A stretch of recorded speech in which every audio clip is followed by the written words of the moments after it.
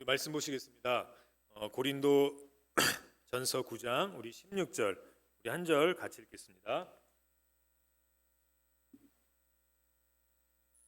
고린도전서 9장 16절입니다. 9장 16절 우리 같이 읽겠습니다. 내가 복음을 전할지라도 자랑할 것이 없음은 내가 부득불할 일임이라. 만일 복음을 전하지 아니하면 내게 화가 있을 것이미로다. 아멘. 오늘 2주 3주에 걸쳐서 다음 주까지 4주 동안 우리가 침묵이 저주일 때가 있다라는 제목으로 말씀을 계속 전하려 합니다. 원래 이번 주에 말씀을 맺으려고 했는데 한 번 더 전해야 될 것 같아서 전하게 됩니다. 왜냐하면 우리가 복음을 전하지 않으면 우리에게 화가 임한다고 했습니다. 그래서 우리가 반드시 복음을 전해야 하고 복음을 전하면 그 화가 복으로 바뀌는 은혜 또한 우리에게 있다고 했습니다.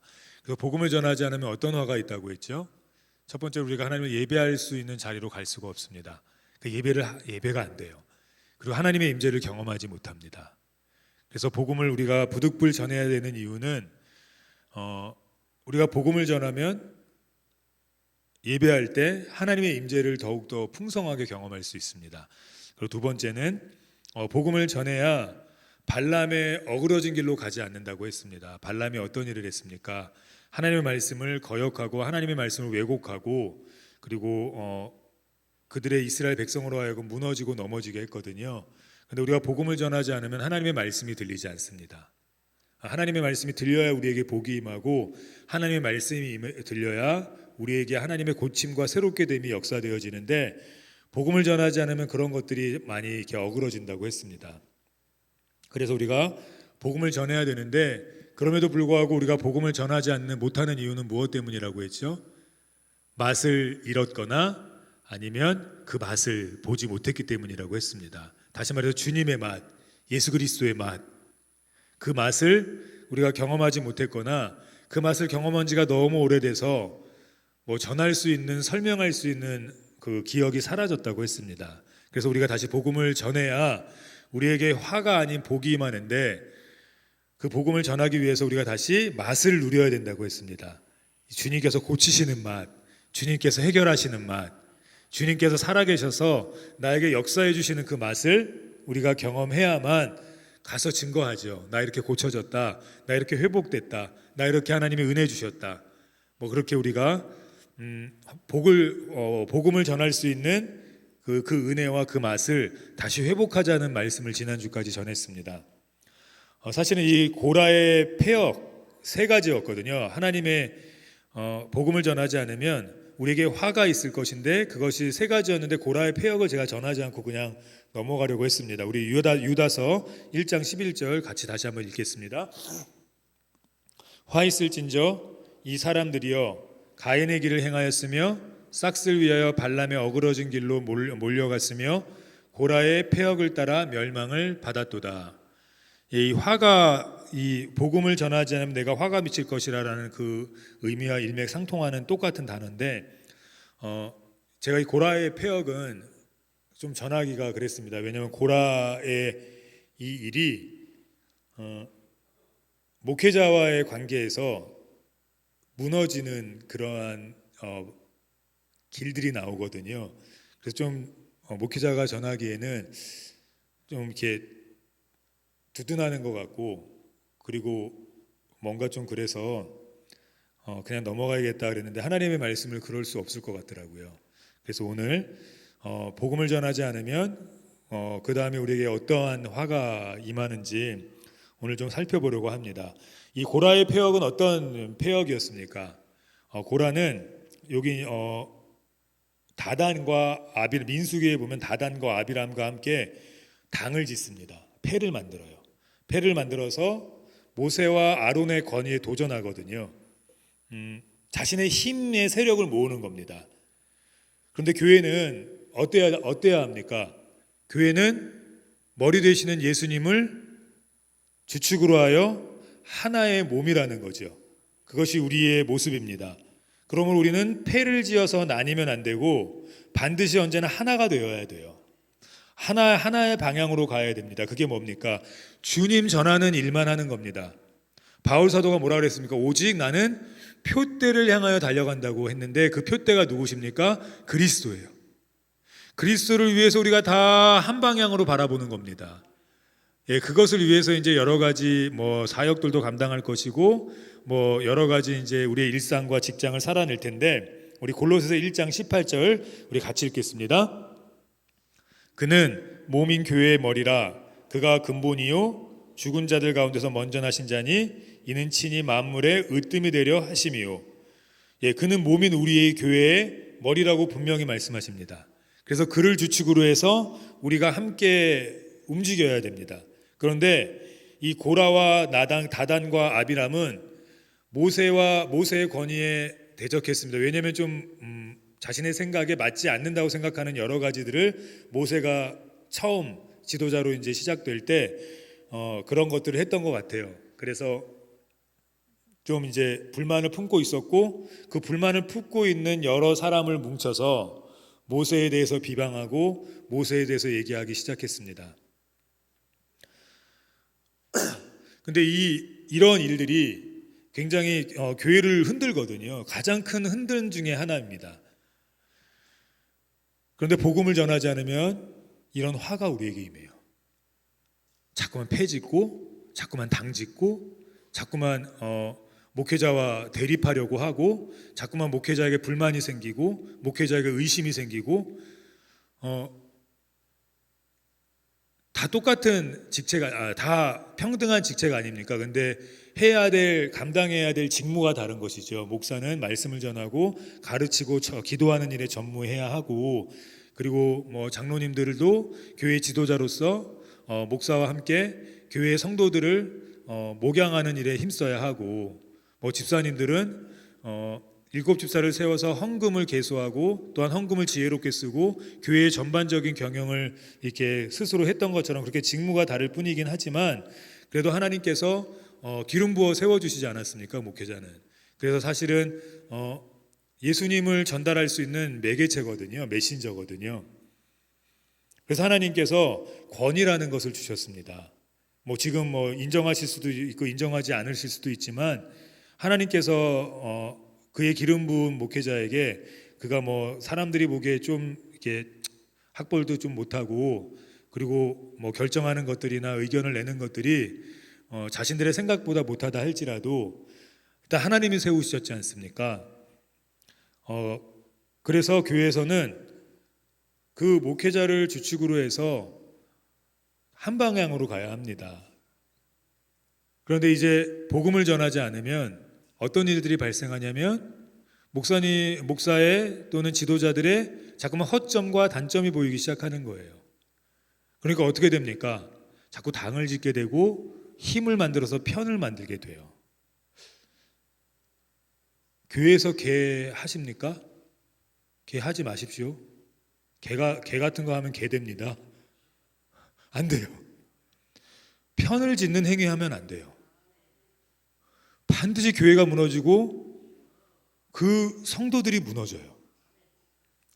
왜 교회에서 개를 하십니까? 교회가 무슨 사설 집단입니까? 그 벌이에서 얼마나 번다고 하나님이 뒤로 다 무너지게 하시는데, 혹시라도 지금 개하고 계신 분 있으면 멈추십시오. 안 돼요. 또 끼리끼리 이렇게 뭉쳐서 맨 처음엔 좋은 의미로 뭉쳤지만 결국에는 이 자신들의 어떤 힘의 세력을 구축하다 보면 반드시 뒷담화를 하게 되어 있거든요. 그러니까 교회 안에서는 웬만하면 이렇게 팔을 지시면 안 됩니다. 사탄이 자꾸만 팔을 짓게 하거든요. 그리고 이제 가장 큰 어떤 교회 폐단이라는 폐단 중에 하나가 뭐냐면 부서예요. 유치부, 중고등부, 여전도회, 남전도회, 막 각 구역, 이거에 대한 애착이 너무 심해지면요, 파가 돼버려요. 너네는 부흥 안 해도 돼. 우리 유초등부만 부흥하면 너 이렇게 해요. 우리 유초등부가 먼저야. 막 이렇게 해요. 근데 이 부서와 이 어떤 전도회는 왜 만들었습니까? 왜 나눠졌습니까? 복음을 효과적으로 전하기 위해서 나눠진 거거든요. 근데 그것이 바벨탑이 되면 안 된다고요. 한동안 우리 교회도 그랬던 것 같아요. 중고등부 우리 중고등부, 우리 유초등부 유초등부, 어떤 여전도회. 근데 우리가 기억해야 될 것은 교회는 경쟁이 있으면 안 됩니다. 주님을 위해서 가는 겁니다. 때로는 부서를 만들어서 효과적으로 복음을 전할 수 있고 예수님을 증거할 수 있다면 나뉘어지면 되는 거고요. 그런데 이번에 좀 뭉쳐서 복음을 전해야 될 필요가 있다면 부서와 모든 전도회의 명찰 떼버리고 묶이면 되는 거예요. 근데 이런 것들이 자연스럽게 흘러갈 수 있는 게 어느 때입니까? 복음을 전할 때예요. 복음을 전해야 그렇게 될 수 있습니다. 어떤 할머니 권사님이 예수님을 굉장히 열심히 잘 섬기는 권사님인데 자식 중에 이제 딸이 굉장히 똑똑한 대학 교수가 됐어요. 그 교수가 어떤 책을 냈는데 예수님을 안 믿어요. 근데 이제 그 어머니가 이제 거의 돌아가실 때가 다 돼서 딸에게 이렇게 얘기했대. 내게 한 가지 소원이 있는데 너와 함께 교회 가는 것이다. 그래서 그래 한번 엄마랑 같이 가봐야겠다 하고 첫날 딱 갔습니다. 그 예배를 드렸어요. 예배를 드리고 이제 잠깐 인사하고 권사님 이제 이렇게 하는 동안 새 신자실과 이제 휴게실 같은 곳에 가서 한쪽에서 쉬고 계셨는데 저쪽에서 3, 4, 5 무리가 모여 있더랍니다. 근데 저쪽에서는 서로 이야기를 하는데 그 이야기를 안 들었으면 들리는 게 어느 권사님 욕을 하고 있더래요. 이쪽에서는 자기 남편은 얼마 벌고 자기 가방이 얼마고 뭐 이런 얘기하고 있더래요. 너무 실망을 한 거예요. 그래서 엄마에게 엄마 그런 교회 못 하러 다니냐고, 교회가 그러면 되냐고, 어떻게 세상 집단보다 더 못하냐고, 엄마 교회 다니지 말라고 그랬더니 이 권사님이 이렇게 말씀하시더랍니다. 나는 일평생 예수님만 바라보느라 아무것도 못 듣고 못 봤는데 너는 하루 만에 볼 것 다 봤구나. 교회는 어떤 곳입니까? 예수님 바라보고 예수님 전하는 곳이에요. 그래서 복음을 전하면 주변의 것들이 들리지 않아요. 근데 복음을 안 전하면 어떻게 됩니까? 자꾸 주변이 보이니까 험담하게 되고 자꾸 주변이 보이니까 내 걸 더 자랑하게 되는 겁니다. 그래서 이 교수님이 이 말씀을 듣고 맞아, 교회는 예수님이 계신 곳이지. 그리고 지금은 굉장히 예수님을 잘 믿는 교수가 됐거든요. 그러고 나서 이제 간증집을 냈는데 그 책에 이렇게 쓰여져 있던 겁니다. 우리 모두가 주님의 몸 아닙니까? 어떻게 해야 합니까? 표대를 향해서 흩어질 땐 흩어지고 뭉칠 땐 뭉쳐서 복음 전하는 주의 군사들이에요. 근데 복음 전하지 않으면 패를 짓고 당을 짓는다고요. 근데 이 패를 짓고 당을 짓게 되면 결국 일어나는 일은 뭐냐면 하나님을 대적하게 되는 거예요. 마귀가 가장 잘 틈타는 게 무리를 짓는 당에서 가장 잘 틈타거든요. 다른 거 다 하면서 복음 전하지 않으면 이런 더러운 무리가 교회 안에 들어오게 됩니다. 이런 더러운 생각이 교회에 들어오게 돼요. 그리고 이제 그 무리로 그 생각들로 뭐 하게 됩니까? 모세 즉 목사와 대치하기 시작합니다. 민수기 16장 2절 같이 한번 보시겠습니다. 이스라엘 자손 총회에 대한 택함을 받은 자 곧 회중에서 유명한 어떤 족장 250인과 함께 일어나서 모세를 거스르니라. 이게 지금 고라가 다단과 아비람과 함께한 짓이거든요. 자기의 무리를 250인을 모았어요. 그러니까 그만큼 모세를 마음에 들지 않게 생각하는 저건 아닌데 저렇게 하면 안 되는 대로 생각하는 사람들이 있었지만 그냥 그래도 하나님이 세우시는 지도자니까 쭉 따라가는데 그런 마음 있는 사람들을 다 끄집어내서 당을 만든 겁니다.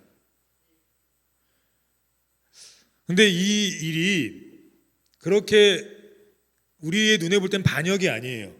왜냐하면 이 고라는 모세와 아론의 친사촌이거든요. 그래서 성막 봉사를 했고 백성들에게 종교 교육을 했습니다. 레위인이었어요. 그러니까 이 고라도 자신의 사촌들처럼 지도자가 되고 싶었던 겁니다. 자신의 의견이 좀 이렇게 주장되었으면 좋겠고 밑에 백성들이 자신의 의견도 좀 들어줬으면 좋겠는 거예요. 게다가 이 다단과 이 아비람 함께 뭉쳤던 이 세 사람은 사실은 이스라엘의 장자인 르우벤의 후손들입니다. 장자였어요. 장자에게 가장 큰 축복이 가거든요. 근데 그 르우벤이 실수를 하지 않았습니까? 어떤 실수를 했습니까? 그 아버지의 첩인 비라와 이 통관하지 않습니까? 우리 창세기 35장 22절 보시겠습니다.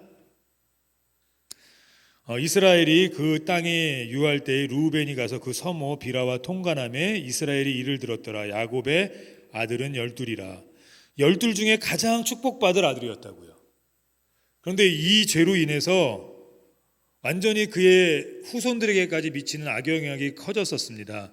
우리 49장 4절과 5절 보면 이제 야곱이 축복을 하는데 르우벤아 너는 내 장자요 나의 능력이요 나의 기력의 시작이라 위강이 초등하고 권능이 탁월하도다마는 물의 끄름 같았은즉 너는 탁월치 못하리니 내가 아비의 침상에 올라 더럽혔음이라 그가 내 침상에 올랐었도다.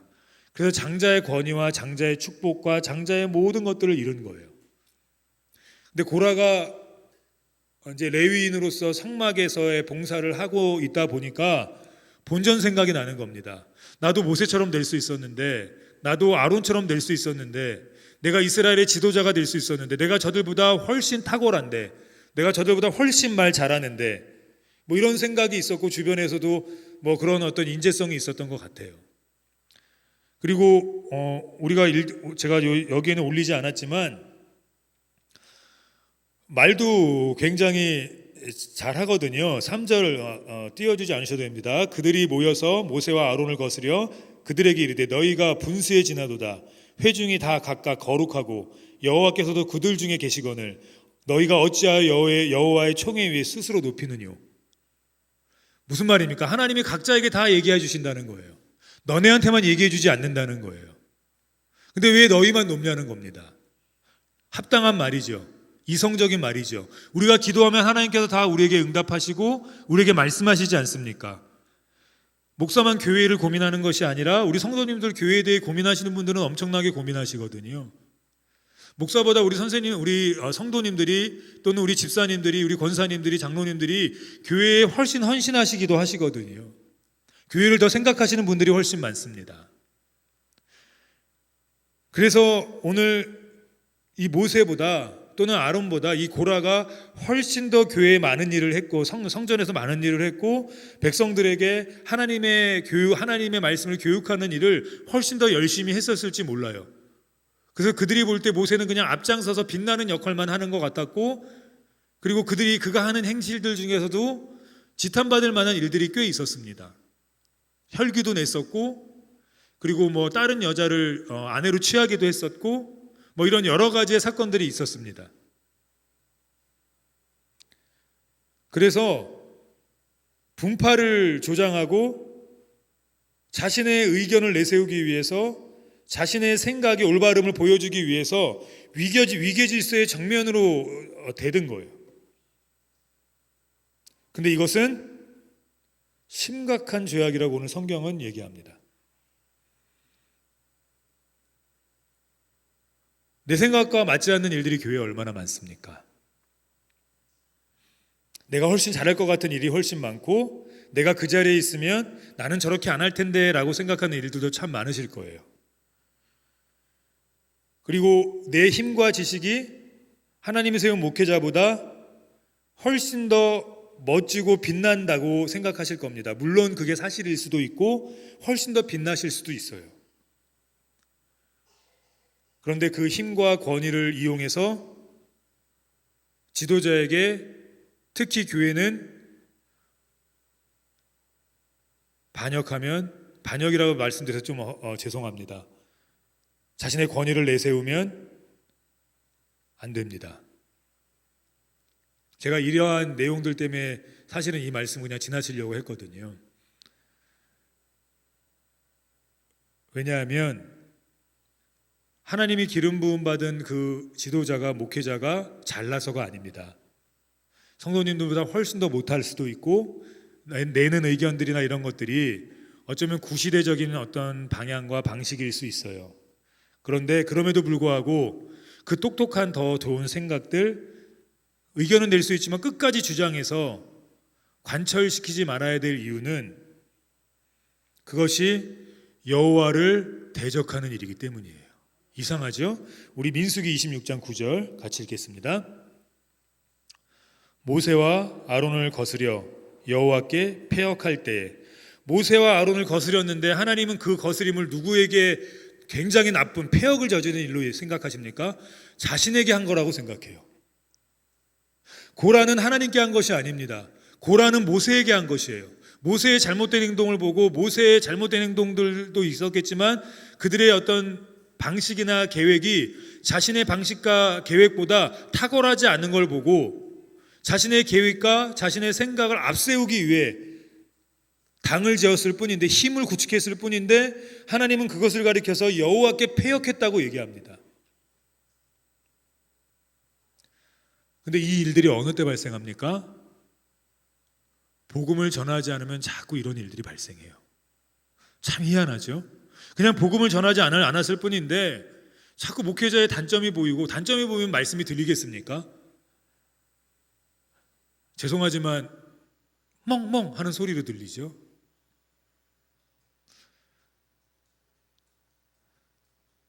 근데 그것이 온당한 생각 같고 온당한 나의 주장 같은데 하나님 보실 때는 하나님께 대적하는 행위인 거예요. 하나님이 기름 부었기 때문에 하나님께 대적하는 겁니다. 그래서 안 된다는 거예요. 목사가 잘났기 때문도 아니고, 목사의 생각이 다 옳기 때문도 아니고, 목사의 생각과 기획이 탁월하기 때문이 아니라 하나님의 기름 부음으로 세웠는데 그것에 맞서는 것이 결국은 하나님께 맞서는 것이 되기 때문이에요. 그래서 용서하시고 들으셔야 합니다. 두 번째는, 이렇게 이제 어떤 목회자와 대적을 하게 되기 시작하면요, 이제 신앙에 문제가 생기기 시작해요. 어떤 문제가 생기냐면요, 기도해도 기도가 막히기 시작해요. 기도하는데 응답이 안 돼요. 참 희한하죠? 그냥 나는 내 주장을 했고 의견을 낼 수는 있습니다. 의견을 내지 말란 말씀이 아닙니다. 근데 끝까지 주장해서 자기 의견을 관철시키거나 사람들을 모아서 내 의견 이런데 목사가 이걸 들어주지 않는다, 아니면 뭐 장로님들이 내 의견을 무시한다고 해서 팔을 짚고 이러지 않습니까? 뭐 그런 성도들이 저희 교회도 예전에 있었던 것 같은데, 근데 그것의 두 번째 위험성은 뭐냐면, 첫 번째는 하나님을 대적하는 것이 돼버리고, 두 번째는 내가 기도하는 것이 막히고 기도의 응답이 횟수가 줄어들기 시작하고 기도의 응답이 없어집니다. 우리 민수기 16장 7절 같이 읽겠습니다. 내가 여호와 앞에서 그 향로에 불을 담고 그 위에 향을 두라.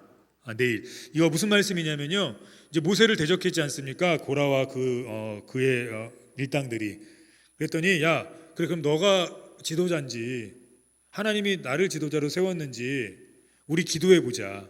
그리고 이 향로를 두고 어떤 향을 하나님이 받으시는지 보자 라고 얘기해요. 너무 답답하니까. 이 향은 어떤 의미입니까? 불이 꺼지지 않도록 성전 안에 이 향을 피워놔야 됐는데, 이 향의 여러 가지 역할들 중에 하나는 이 향이 기도를 상징합니다. 하나님이 누구의 기도를 받으시냐, 결국은 이 얘기거든요. 근데 이 뒤 후반절에 보면 하나님이 모세의 향을 받으세요. 결국은 누가 잘못한 겁니까? 아무리 고라와 그의 일당들의 말이 옳고 그들의 생각이 옳다 할지라도 그것을 대중들 앞에서 모세가 안 좋다고, 모세 의견이 아니라고 내리깔고 자신들의 의견을 관철시키려고 애썼던 그 모습을 하나님이 싫어하셨던 겁니다. 그리고 하나님이 그들의 기도에 응답하시지 않기 시작하셨어요. 그래서 교회는 세상과 좀 다릅니다. 죄송합니다. 왜 못했으면 얘기해야지. 맞습니다. 얘기해야죠. 근데 그냥 개인적으로 오셔서 얘기해 주십시오.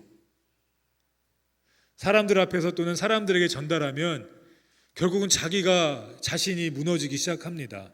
하나님을 대적하는 결과가 되고 자신의 기도가 막히기 시작하는 결과가 돼요.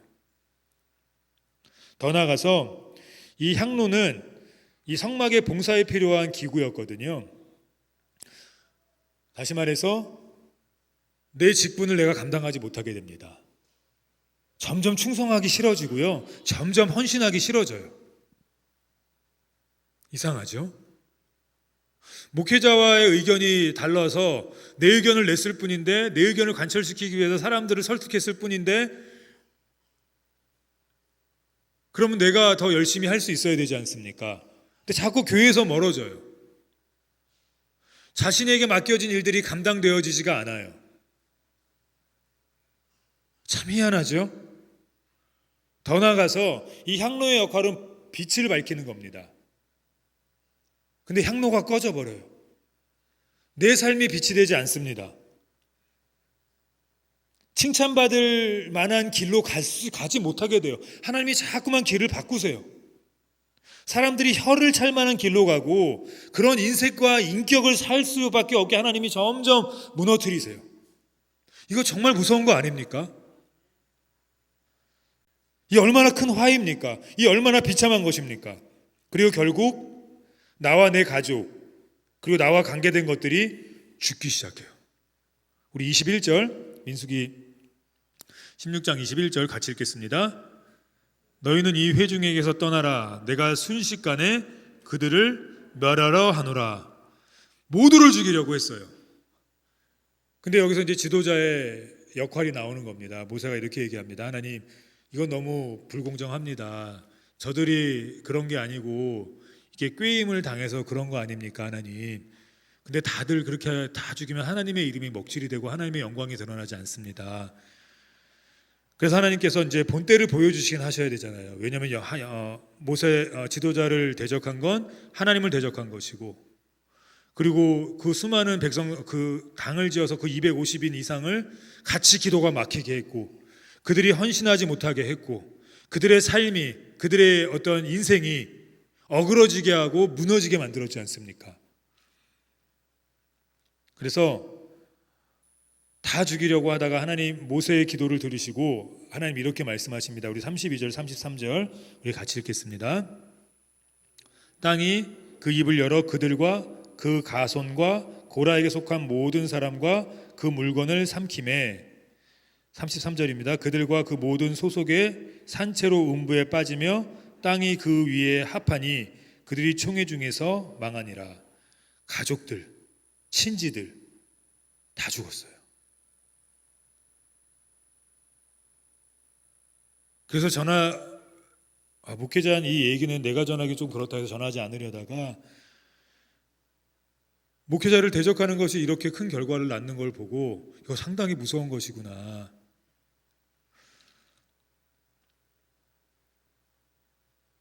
왜 그렇습니까? 하나님의 권위에 대적하는 것이기 때문에 그래요. 하나님의 권위에. 하나님의 뜻과 무관하게 자신의 이익을, 자신의 감정을 내세우고 그것을 합당하게 여기게 하기 위해서 하나님의 지도자의 권위에 대적하면 하나님이 무너지게 하신다고 오늘 성경은 얘기합니다. 그것을 잠언서 16장 18절에 교만은 패망의 선봉이요 거만한 마음은 넘어짐의 앞잡이라 라고 얘기했습니다. 목사가 성도님들보다 훨씬 더 못났어요. 그래서 마음에 들지 않는 일들이 있을 때, 또는 마음에 들지 않는 어떤 방향으로 계획이 세워질 때 개인적으로 오셔서 의견을 얘기해 주시는 거는 참 괜찮아요. 그거보다 더 괜찮은 건 우리 하나님 살아계시지 않습니까? 그러면 목사를 위해서 기도해 주시는 거예요.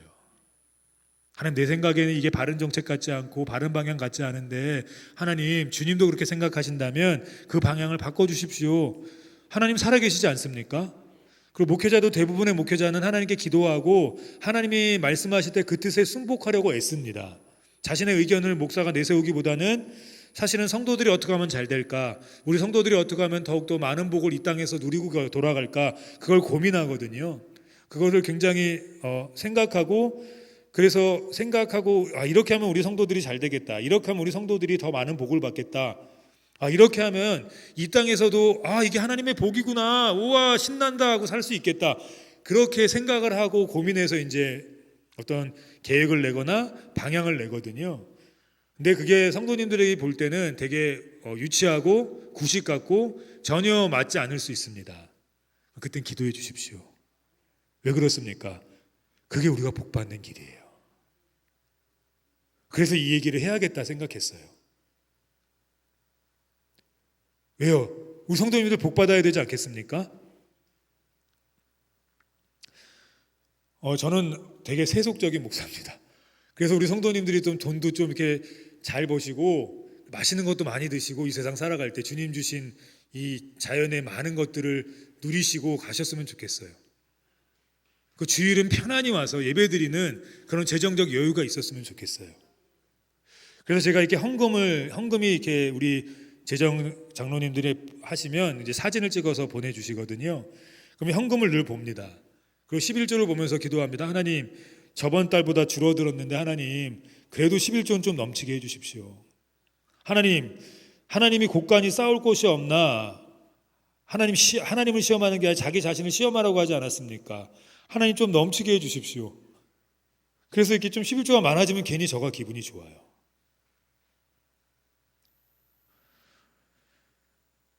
근데 그러다 그렇게 돼도 마땅치 못할 때가 참 많을 겁니다.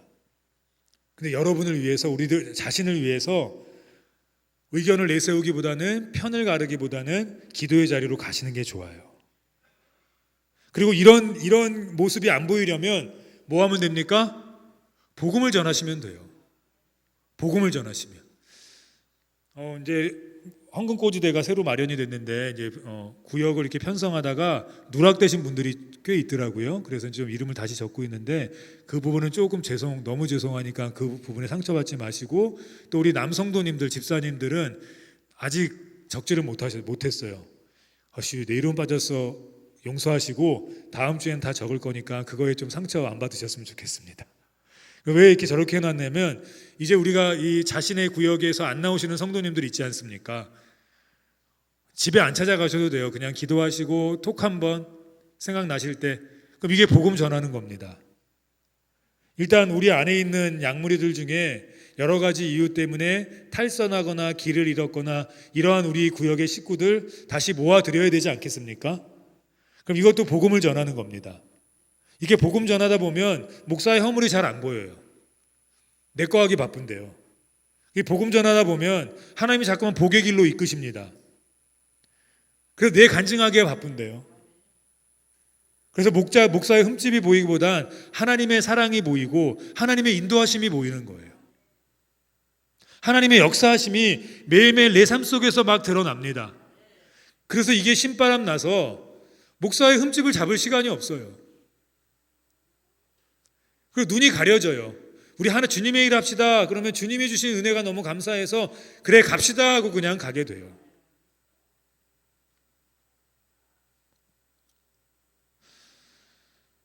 목사 온전하지 않습니다. 그래서 의견을 내세울 수 있고 힘을 키우실 수 있습니다. 근데 그냥 묵묵히 기도의 자리로 가십시오.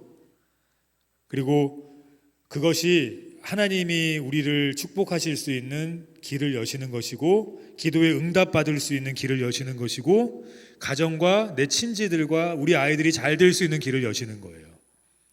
왜 그렇습니까? 고린도전서 14장 40절에 보면 적당히 하셔도 돼요. 그런데 어떻게 하라고 하십니까? 모든 것을 적당하게 하고 질서대로 하라고 얘기해요. 우리 하나님 어떤 하나님이십니까? 질서의 하나님이세요. 못났지만 세우셨으면 그 세우신 자리를 주님의 이름을 위해 지키기 위해서 못났어도 자꾸만 막아주시고 자꾸 그렇게 하세요. 그래서 예전에는 참 그런 말을 많이 하지 않았습니까? 목회자 대적하면 되는 일이 없다고. 그 말도 안 되는 얘기지만 저도 말도 안 되는 얘기라고 생각을 했어요. 그런데 말도 안 되는 얘기지만 하나님의 이름 때문에 그것이 하나님에게 폐역을 행한 일이기 때문에 하나님이 그냥 두시지 않더라고요. 물론 그건 안 되죠. 목사가 예수가 아닌 다른 것이 복음이다 그러면 이거는 쫓겨나야죠. 목사 아니죠. 예수님을 전하기 위해서 목사로 세워주셨는데, 지도자로 세워주셨는데, 예수만이 길이 아니라 열심히 노력하면 구원받는다, 헌금 많이 내면 구원받는다, 뭐 하면 구원받는다, 그러면 그건 쫓겨나야죠. 그건 대적해야 되고 쫓아내야죠. 그런데 그것이 아니라면 기도의 자리로 가셔야 합니다. 특별히 주님이 이 훈련을 시키기 위해서 베드로전서 2장 13절에 이렇게 얘기했어요. 인간이 세운 모든 제도를 주를 위하여 순복하되 혹은 위에 있는 왕이나. 세상 사람들에게도 하나님께는 질서가 통한다는 겁니다. 지금 우리가 뽑은 대통령이지만 지지도가 30%도 안 되는 지경까지 내려갔습니다. 그래서 막 대통령을 향한 비방이나 인터넷적으로도 비방적인 선전들이나 매체들이나 다 지금 막 그러한 모습들만을 부추기고 내세우려고 하고 있습니다. 우리 그리스도인들도 충분히 그렇게 그곳에 동참할 수 있어요. 근데 우리는 그러면 안 됩니다. 우리는 어떻게 해야 합니까? 대통령 위해서 기도해야죠. 정치 위해서 기도해야죠. 그게 우리가 할 일이지 비방하는 건 우리가 할 일이 아니에요.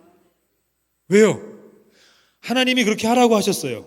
순복하고 혹은 위에 있는 왕에게도 그렇게 해라. 마음에 안 들어도 법에 순종하고 마음에 안 들면 누구께 기도하면 됩니까? 하나님께 기도하면 돼요. 왜요? 우리 대적하지 않았으니까 하나님께 기도하는 이 항로의 연기가 막히지 않는다고요. 그래서 하나님 응답하세요. 하나님 바른 길 가게 하세요. 근데 이 모든 것 어느 때 목회자를 대적하고 어느 때 비판하고 어느 때 기도가 막히고 어느 때 내 주변이 다 안 됩니까? 복음을 전하지 않으면 이렇게 되기 시작해요. 저는 우리 성도님들이 다 하나님의 복을 받았으면 좋겠습니다. 근데 복음을 전하는 건 우리의 의무예요. 나는 전하고 싶으니까 전하고 나는 안 전하고 싶어. 나는 이런 거 안 할 거야. 내일만 할 거야. 안 돼요. 내일만 하다가 나만 알고 죽어요. 하나님의 화가 임한다고 말씀하셨어요. 근데 복음을 전하면 일주일에 단 한 번이라도 전해 보십시오. 길거리에서 생판 모르는 분들에게 전하지 못한다면 구역 식구에게라도 혹은 우리 가족에게라도 혹은 주변에 있는 분들에게라도 전하십시오.